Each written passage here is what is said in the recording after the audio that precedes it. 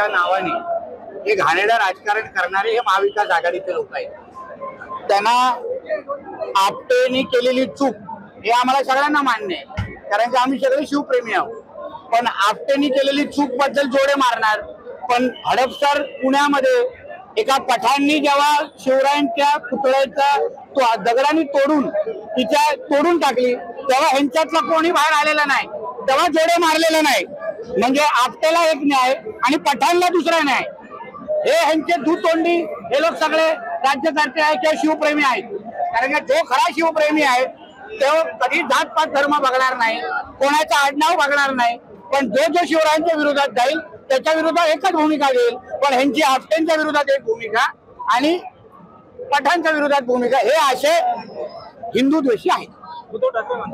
त्याच्या उद्धव ठाकरेच्या स्वतःच्या सामनाच्या वृत्तपत्रामध्ये आमच्या मराठा माता भगिनींबद्दल मुख मोर्चाचं कार्टून छापलेलं।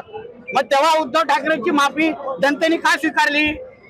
ते कार्टून संजय राजाराम राऊतला कोणी छापायला दिलेलं? मग तेव्हा उद्धव ठाकरेला जोडे का मारले नाही? म्हणून ह्यांच्यासारख्या शिवद्रोही आणि हिंदू द्वेषी लोकांनी ना दुसऱ्यांवर बोट उचलू नये।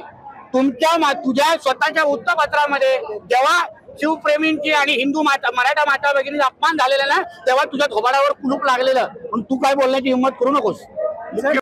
अरे बाबा, आता तो आपटे कुठला बेळात बसला असेल, जगाच्या पाठीवर कोणत्या आपटेला वाचवणार?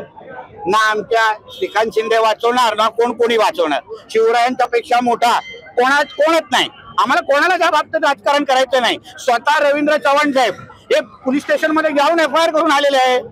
आता तो कुठल्याही बिळामध्ये वाचला असेल तर बाहेर शोधून काढू ना, आणि नुसतं काढणार नाही नंतर आपटणार पण त्याला। घटना दुर्दैवी आहे, पण ज्या पद्धतीने विरोधात राजकारण करता हे योग्य आहे का? चुकीचं आहे। म्हणजे तेच म्हणणं आहे ना, आपटेला एक नाही, पठाणला दुसरा नाही। म्हणजे तुम्ही धर्म बघून शिवप्रेमी बनताय का? मग तोच नाही तुमच्या हडपसर मध्ये जेव्हा पुतळा तोडलेला तेव्हा तुम्ही त्या पठाणच्या मागे का लागला नाही? तेव्हा जोडे मारो आंदोलन का काढलं नाही? म्हणजे हे फक्त एका धर्माला आणि चायनीज मॉडेल शिवप्रेमी आहेत सगळे, जे हे जोडे मारणारे आमचे विरोधक आहेत। म्हणजे मराठी खतम करतो फिरा। जरांगे पाटील म्हटले होते की देवेंद्र फडणवीसांनी लाडकी बहीण योजनेसाठी त्यांचा बंगला विकून पैसे दिलेले।